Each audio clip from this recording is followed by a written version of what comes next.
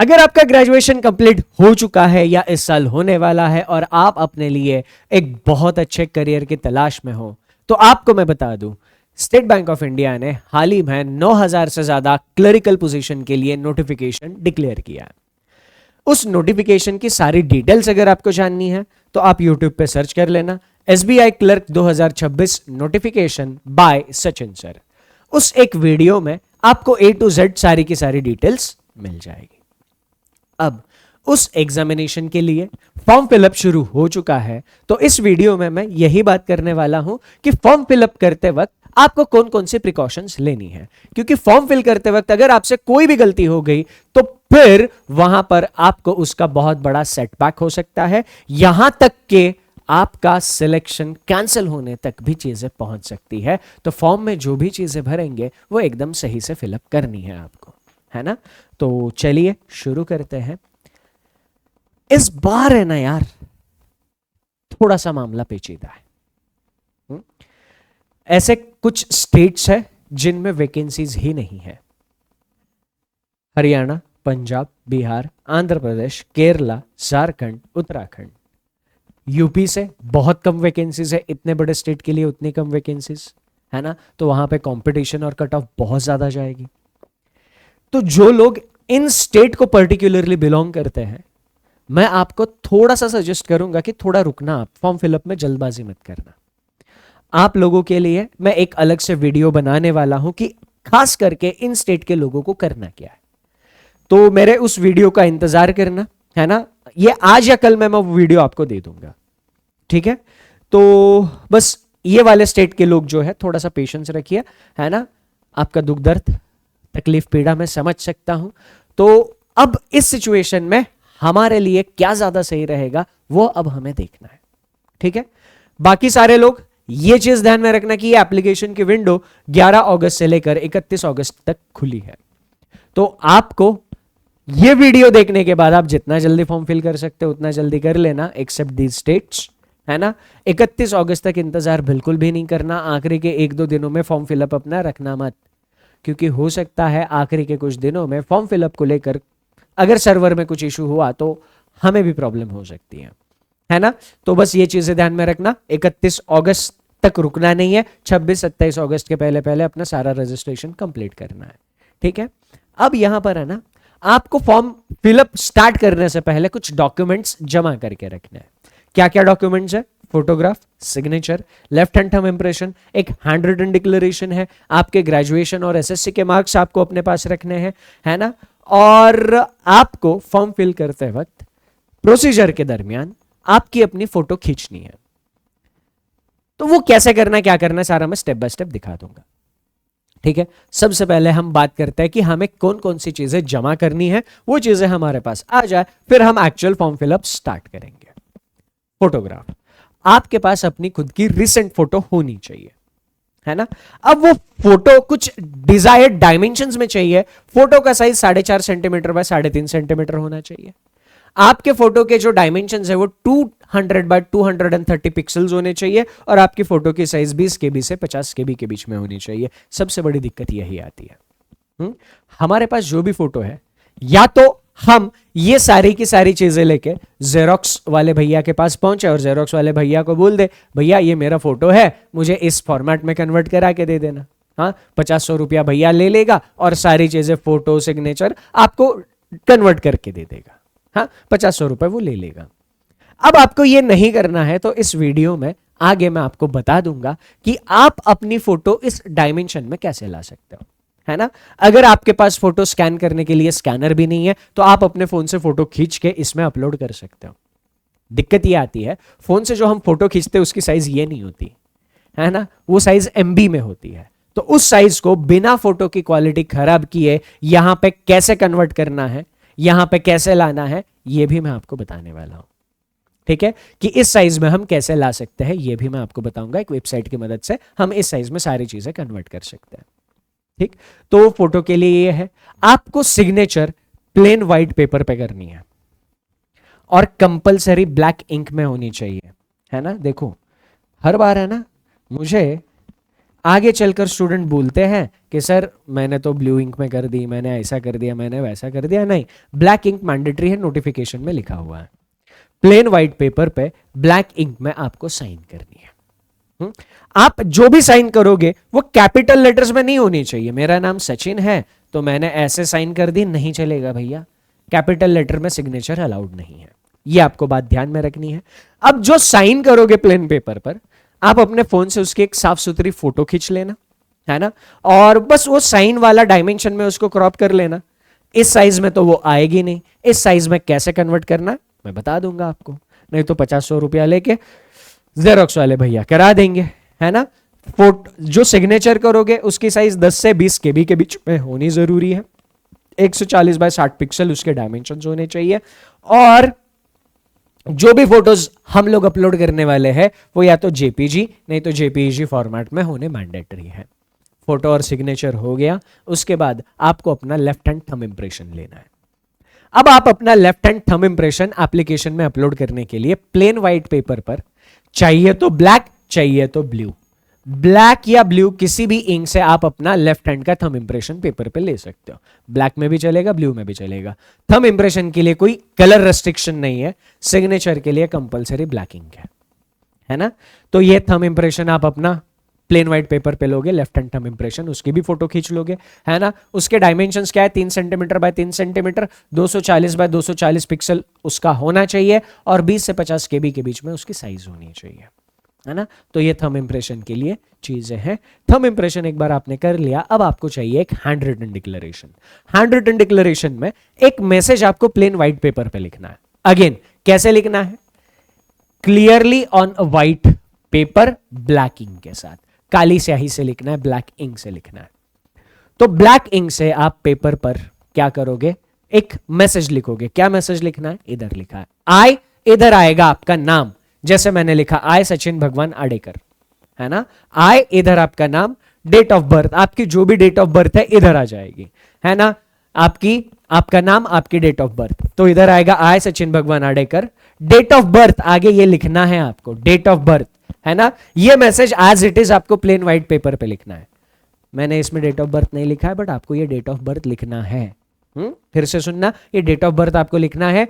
Here bye declare that all the information submitted by me in the application form is correct, true and valid. I will present the supporting documents as and when required. The signature, photograph and left thumb impression is of mine. ये as it is लिखना है, इधर बस आपका नाम डालना है और इधर आपकी डेट ऑफ बर्थ डालनी है, ठीक। बाकी ये message as it is plain white paper पर ब्लैक इंक में लिखना है। इसमें भी कैपिटल लेटर्स यूज नहीं करोगे, है ना। इसमें आपको कैपिटल लेटर्स यूज नहीं करने, जैसा मैंने लिखा है वैसा ही लिखना है ना। आपकी नेचुरल हैंडराइटिंग में लिखो, कोई दिक्कत नहीं है। तो कैपिटल लेटर्स इसमें यूज नहीं होंगे। व्हाइट पेपर पर लिखने के बाद फिर फोन से इसकी फोटो खींच लेना, है ना। अब इसके जो डायमेंशंस हमें चाहिए, डायमेंशंस 800 बाय 400 पिक्सल होने चाहिए, और इसकी 10 सेंटीमीटर बाय 5 सेंटीमीटर इसके मतलब विड्थ और हाइट होनी चाहिए। तो ये हैंड रिटन डिक्लेरेशन हो गया। हैंड रिटन डिक्लेरेशन के बाद हमारे पास सारी चीजें हो गई। अब ये सारी चीजें हम लोगों ने इकट्ठा कर ली, तो फिर अब यहां पर हम actual form fill up process start कर सकते हैं। उसके लिए मैं आप लोगों को स्क्रीन पर ले चलता हूं, और फॉर्म फिलअप प्रोसीजर स्टार्ट करने से पहले इन सारे डॉक्यूमेंट्स को रिक्वायर्ड साइज में कैसे कन्वर्ट करना है, ये प्रोसेस मैं पहले एक्सप्लेन करूंगा। चलते हैं स्क्रीन पर।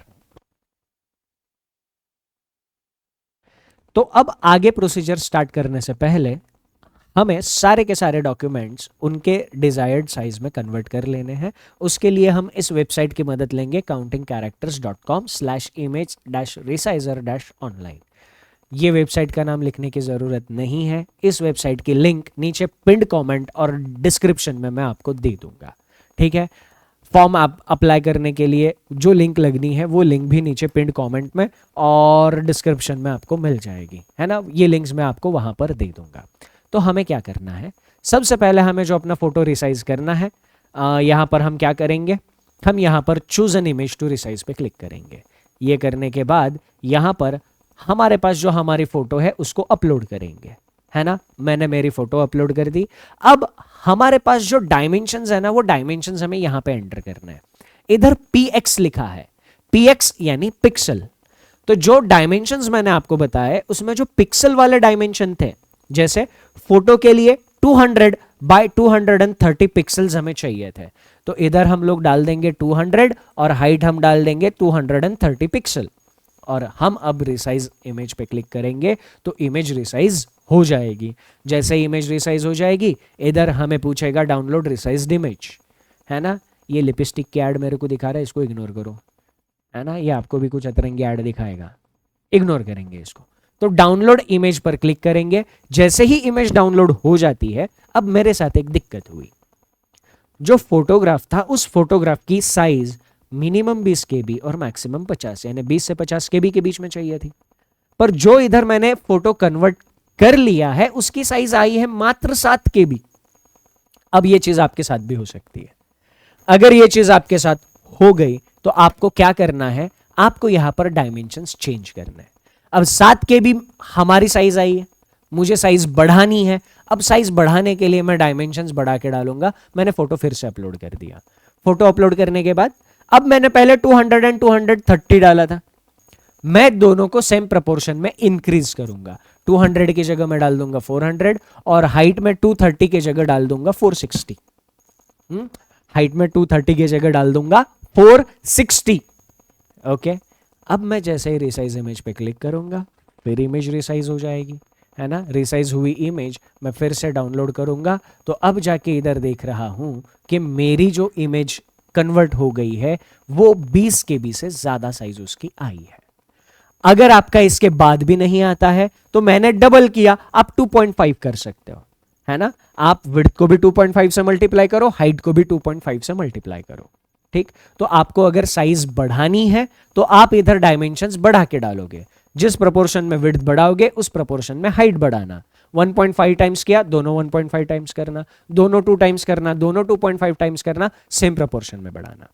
अगर कम करना है तो आप दोनों को सेम प्रोपोर्शन में कम करना। इधर आधा किया है विड्थ को तो हाइट को भी आधा करना, ठीक। अब ये सारे के सारे डॉक्यूमेंट्स आप इसी तरीके से कन्वर्ट कर लोगे। जब आपके सारे डॉक्यूमेंट्स कन्वर्ट हो जाएंगे तो आप यहां पर आ जाओगे और यहां पर click here for new registration पे क्लिक करोगे।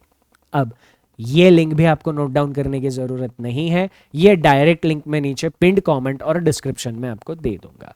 इस पर आने के बाद click here for new registration पे क्लिक करना है और आपके सामने जो भी इंफॉर्मेशन आती है उस इंफॉर्मेशन को फिल करना है। बेसिक पर्सनल इंफॉर्मेशन है, फिल कर लीजिए, फिर हम आगे बढ़ते हैं। जैसे ही आप सारी इंफॉर्मेशन फिल कर दोगे आपके सामने यह डायलॉग बॉक्स ओपन होगा, उस पर ओके क्लिक करोगे और यहाँ पर अब आपने मोबाइल और ईमेल आईडी को वेरीफाई करोगे। मोबाइल नंबर वेरीफाई करने के लिए सेंड ओटीपी पे क्लिक करना है। जैसे ही सेंड ओटीपी पे क्लिक करोगे यहाँ पर एक चेक बॉक्स मतलब एक टेक्स्ट बॉक्स ओपन हो जाएगा, उसमें ये कैप्चा आपको टाइप करना है। जब तक आप ये कैप्चा टाइप नहीं करते तब तक आपको ओटीपी नहीं आएगा, ये बात ध्यान में रखनी है। तो कैप्चा टाइप करने के बाद नेक्स्ट पे क्लिक करना है ना। जैसे ही आप कैप्चा टाइप करने के बाद सेंड ओटीपी पे क्लिक करते हो, यहाँ पर आपको मोबाइल नंबर पर ओटीपी मिल जाएगा। तो ओटीपी यहाँ पर डालकर वेरिफिकेशन कंप्लीट करना है। ओटीपी डालने के बाद आपका मोबाइल नंबर वेरीफाई हो जाएगा। फिर सेम प्रोसेस से आपको अपना मेल आईडी वेरीफाई करना है। मेल आईडी वेरीफाई करने के लिए फिर से आप एक बार इधर कैप्चा टाइप करोगे जो आपको दिया है। कैप्चा टाइप करने के बाद सेंड ओटीपी पे क्लिक करना, मेल पर ओटीपी आएगा, वो ओटीपी यहाँ पर डाल के आप उसको वेरीफाई कर दोगे।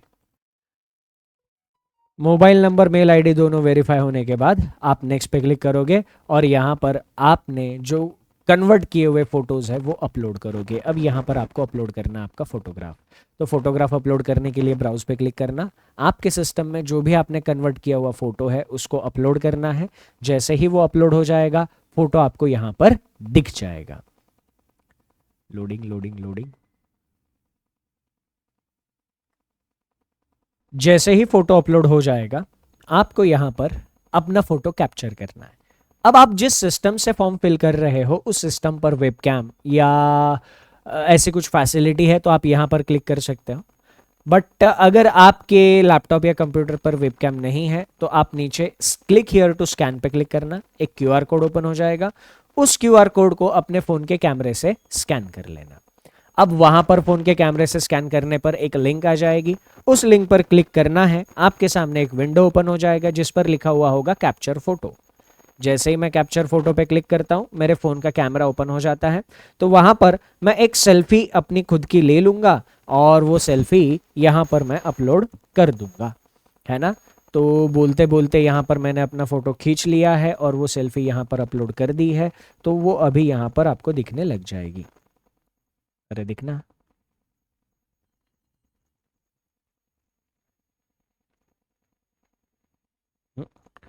ओके ये अभी दिख नहीं रहा, मैं एक बार फिर से ट्राई करता हूँ। तो अभी मैंने फिर से एक बार मेरी फ़ोटो खींच ली है और फ़ोटो खींच बोलते बोलते आपसे यहाँ पर फिर मैंने अपलोड कर दी है। तो जैसे ही अपलोड हो जाएगा आपको वो फ़ोटो यहाँ पर दिखने लग जाएगी। ठीक, यस, तो मेरी फ़ोटो हो गई है अपलोड। यहाँ पर आप आई कन्फर्म पे क्लिक करोगे, यहाँ पर भी आई कन्फर्म पे क्लिक करोगे और नीचे यहाँ पर आपको आपकी सिग्नेचर अपलोड करनी है। सिग्नेचर अपलोड करने के लिए आपने सिग्नेचर को डिज़ायर्ड डायमेंशंस में कन्वर्ट कर लिया होगा, तो सिग्नेचर यहाँ पे अपलोड कर लेना, आई कन्फर्म पे क्लिक करना, नेक्स्ट पे क्लिक करना। यहाँ पर अब आपको बेसिक डिटेल्स फिल करनी है ना। आप कौन से सर्कल के लिए फॉर्म फिल कर रहे हो वो इन्फॉर्मेशन यहाँ पर आएगी, क्योंकि नोटिफिकेशन में आपने देखा होगा कि आपके स्टेट में भी अलग अलग सर्कल्स हैं। जैसे फॉर एग्जांपल मैं अगर यहाँ पर महाराष्ट्र चूज करता हूँ, ठीक है, महाराष्ट्र मुंबई मेट्रो अगर मैं चूज करता हूँ तो सर्कल का प्रेफरेंस मुझे यहाँ पर पूछा जाएगा। तो महाराष्ट्र में दो सर्कल्स है, एक महाराष्ट्र है एक मुंबई मेट्रो है। तो मैं महाराष्ट्र मतलब मुझे ऑल ओवर महाराष्ट्र कहीं पर भी मिलेगी, और दूसरा मुंबई मेट्रो, मुंबई नवी मुंबई इसके आसपास आपको पोस्टिंग मिलेगी, है ना। तो इस हिसाब से यहाँ पर आप सारी जानकारी फिल कर दोगे। अब यहाँ पर है ना ये एलपीटी वाला पॉइंट ध्यान से सुनना। अगर आपके पास 10th या 12th में आपने इस स्टेट की लोकल लैंग्वेज जो यहाँ पे दिख रही है उसके मार्क्स मार्कशीट पर है तो आपको यस क्लिक करना है, अदरवाइज नो क्लिक करना है। ये बहुत इंपॉर्टेंट है। अगर इधर आप नो पे क्लिक करते हो तो आगे चल के आपको एलपीटी देनी पड़ेगी। अगर आप एस पे क्लिक करते हो तो आगे चल के आपको एलपीटी की ज़रूरत नहीं पड़नी है। पर ये ज़रूर देखना कि 10th और 12th में इधर जो भी लैंग्वेज आएगी उसके मार्क्स प्रेजेंट है कि नहीं मार्कशीट में, ये पक्का देखना। अब यहाँ पर एक और इंपॉर्टेंट चीज़ आती है एसबीआई अप्रेंटिस। अगर आपने एसबीआई अप्रेंटिस कंप्लीट किया है तो इधर आपको यस पे क्लिक करना है।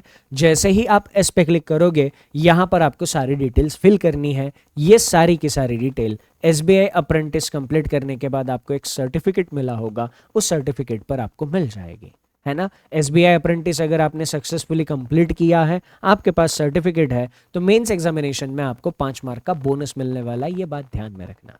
अगर आपने नहीं किया है एसबीआई अप्रेंटिस तो नो पे क्लिक करोगे और सीधा आगे बढ़ोगे। जब आप ये सारी जानकारी फिल कर दोगे तो आपको यहाँ पर नेक्स्ट पे क्लिक करना है और आप नेक्स्ट स्टेप पर मूव हो जाओगे। अब यहाँ पर आपको अपना एजुकेशनल क्वालिफिकेशन डालना है। एजुकेशन क्वालिफिकेशन में पहले ग्रेजुएशन आएगा। अगर आपने आईडीडी किया इंटीग्रेटेड ड्यूअल डिग्री तो उसकी सारी इन्फॉर्मेशन यहाँ पर आएगी। एजुकेशनल क्वालिफिकेशन के बाद आपका अगर कोई वर्क एक्सपीरियंस है तो वर्क एक्सपीरियंस आपको यहाँ पर फिल करना होगा, और आप यहाँ पर जो बाकी की चीज़ें डिटेल्स हैं आप यहाँ पर फिल करने वाले हो। इसमें एक चीज़ का ध्यान रखना, क्योंकि एसबीआई क्लर्क के लिए एजुकेशनल क्वालिफिकेशन के हिसाब से अगर आपका ग्रेजुएशन 31 दिसंबर तक भी कंप्लीट हो जाता है, तब तक भी आपके पास में मार्कशीट आ जाती है, तो इन्होंने यहाँ पर एक ऑप्शन दिया है कि आप पास्ड हो या अपीयर्ड हो। अगर आपका फाइनल ईयर का रिजल्ट अभी तक नहीं आया है तो आप अपीयर्ड पे क्लिक करोगे। अगर आपने ग्रेजुएशन ऑलरेडी कंप्लीट कर लिया है, फाइनल ईयर का फाइनल रिजल्ट आपके हाथ में है, तो पास्ट पे क्लिक करना और उसके हिसाब से सारी डिटेल्स यहाँ पे फिल करनी है। ये सारी इन्फॉर्मेशन फिल होने के बाद आप 7 नेक्स्ट पे क्लिक करोगे तो नेक्स्ट स्टेप पर पहुंच जाओगे। अब यहाँ पर आपके सामने एक फॉर्म ओपन होगा। उस फॉर्म में लिखी हुई हर एक चीज़ एक बार टैली करनी है। ये आपको चेक करना है क्या आपने वाकई में इसमें सारी की सारी जानकारी सही फिल करी है या नहीं। उसके बाद इधर आप आई एग्री पे क्लिक करोगे। अब इधर 2 चेक बॉक्सेस हैं, इनमें से अगर आपका नाम जो आपने फॉर्म फिल करा है एग्जैक्टली वैसा ही उस आईडी पर है जो आईडी आप एग्जामिनेशन सेंटर पे ले जाने वाले हो, तो यहाँ पे क्लिक करना। अदरवाइज आपको नेक्स्ट चेक बॉक्स क्लिक करना होगा। ये करने के बाद आप कंप्लीट रजिस्ट्रेशन पे क्लिक करोगे तो अगली स्टेप पर पहुंच जाओगे। अब यहाँ इस स्टेप में आपको अपना लेफ्ट हैंड थंब इंप्रेशन और हैंड डिक्लेरेशन अपलोड करना होगा। तो जो लेफ्ट हैंड थंब इंप्रेशन हमने कन्वर्ट किया है उस लेफ्ट हैंड थंब इंप्रेशन को हम यहाँ पर अपलोड करेंगे। हैंड रिटन डिक्लेरेशन जो हम लोगों ने लिखा हुआ है वो हैंड रिटन डिक्लेरेशन यहाँ पे अपलोड करेंगे। हैंड रिटन डिक्लेरेशन में मेक श्योर करना जो मैसेज थोड़े टाइम पहले मैंने आपको दिखाया था वही मैसेज आपको लिखना है। ये सब करने के बाद ये कैप्चा आप यहाँ पे डालोगे, सेव एंड नेक्स्ट पे क्लिक करोगे तो आप लास्ट स्टेप पर पहुंच जाओगे। तो इसके आगे वाला स्टेप आपका जो होगा वो होगा पेमेंट का। वहां पर आप जब पेमेंट कंप्लीट कर दोगे तो आपका रजिस्ट्रेशन सक्सेसफुली कंप्लीट हो जाएगा और आपको फाइनल सक्सेसफुल रजिस्ट्रेशन का एक मैसेज और मेल दोनों आ जाएगा। अब ये सारी प्रोसेस कंप्लीट करने के बाद मैं आपको एक बार ले चलता हूं अपनी मेन स्क्रीन पर।